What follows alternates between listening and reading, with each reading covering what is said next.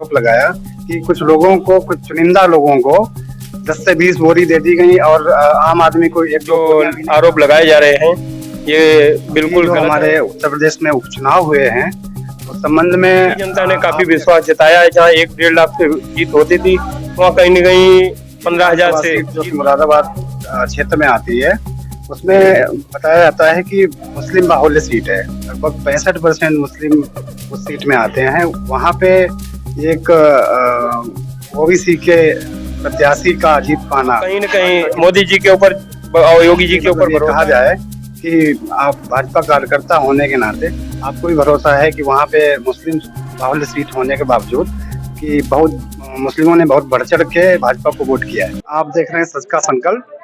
मैं हूं नीरज शर्मा, हमारे सहयोगी मुन्ना खान। आज हम जो लोग पहुंचे हैं सुलखामऊ की जो साधन सहकारी समिति के उपाध्यक्ष जी हैं, उनके आवास पे हैं। और वो आपने जो यहाँ पे खाद का जो चल रहा था पूरा सिस्टम, उसमें कुछ चीजें लोगों ने चढ़ा बढ़ा के बताई हैं। उसमें हम उनसे क्लियर करेंगे कि इस तरह की समस्याएं थी कि ये जानबूझकर विपक्ष द्वारा तैयार की गई समस्याएं थी। अब हम पूरी जानकारी साधन सहकारी समिति के उपाध्यक्ष हमारे गोविंदर सिंह से लेते हैं। जी हाँ, नमस्कार दोस्तों। ये चर्चा का विषय काफ़ी मैंने कई बार सुना है इसके विषय में कि जनता को बताया भ्रमित किया जा रहा है कि खाद नहीं मिल रही है। हमारा और सरकार की तरफ से जहाँ तक कि प्रयास रहा है, क्षेत्र की जनता को खाद पहुँचाने का काम किया गया है और हद तक यहाँ तक कि सवाल है हमारा है सभी लोगों से जो लोग जनता को भ्रमित करना चाहते हैं और कर रहे हैं कि खाद नहीं मिल रही है। सरकार बराबर इस पे कदम अच्छा उठा रही है और आगे भी प्रयास रहेगा और सभी को सूचना की गई थी कि आइए आप लोग खाद आ चुकी है और जहाँ तक कि जो भी लोग गए हैं सभी लोगों को खाद प्राप्त हुई है और 300 बोरियां आई। पता चला वहाँ 600-700 आदमी पहुँच गए तो 1-2 बोरियों तो मिलने के बाद में दोबारा में फिर मंगाई गई। कहीं न कहीं आदमी इस चीज़ पे बहुत चर्चा का विषय बनाना विपक्ष इससे कहीं न कहीं सरकार के ऊपर कीचड़ उछालने का काम करता है, लेकिन वो उनका नाकाम होना असंभव दिखाई दे रहा है। असंभव है और होता रहेगा। तो ये बताएं आप कि ये जिस तरह से इन लोगों ने कुछ लोगों ने आरोप लगाया कि कुछ लोगों को, कुछ चुनिंदा लोगों को 10 से 20 बोरी दे दी गई और आम आदमी को 1-2 बोरियां भी नहीं प्राप्त हुई। ये क्या सही है? नहीं, हमारी समझ से जब भी खाद आई है, मैं वहीं पे मौजूद था और ये जो आरोप लगाए जा रहे हैं, ये बिल्कुल गलत हैं।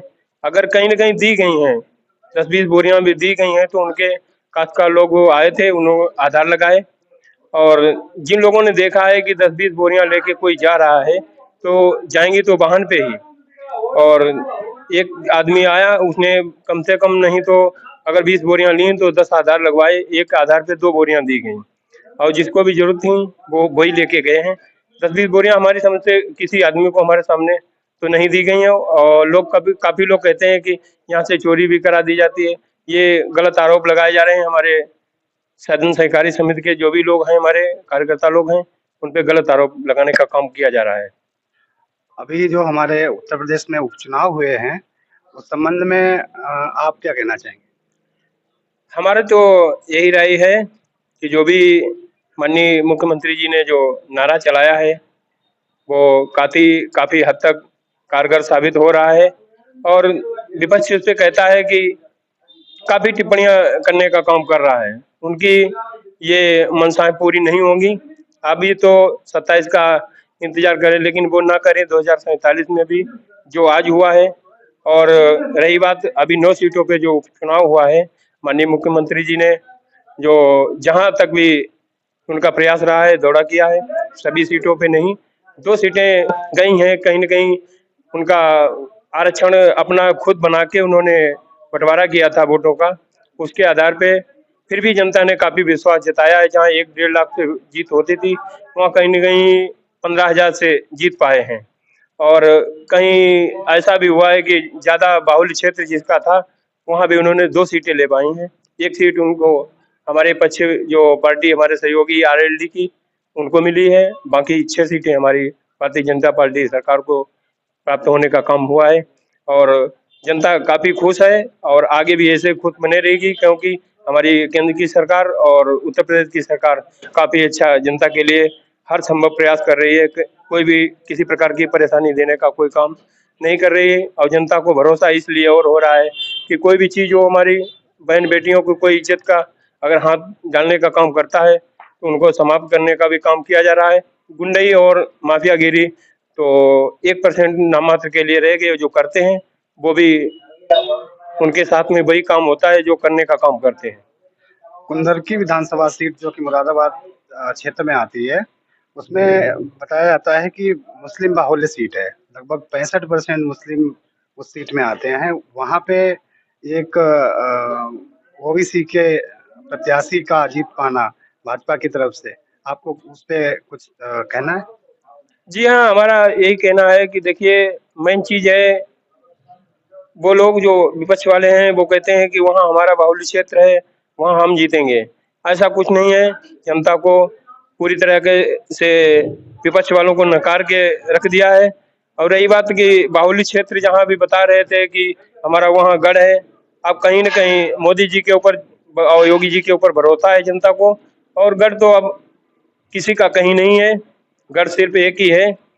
एक समान सबकी सरकार सबका साथ सबका विकास करने का काम कर रही है और जब तक कि बेवकूफ़ बनती रही जनता, जब उसके समझ में आया तो उन्होंने माननीय मोदी जी और योगी जी के ऊपर भरोसा किया है और कुंदर की सीट पे भाजपा का परचम लहराया है।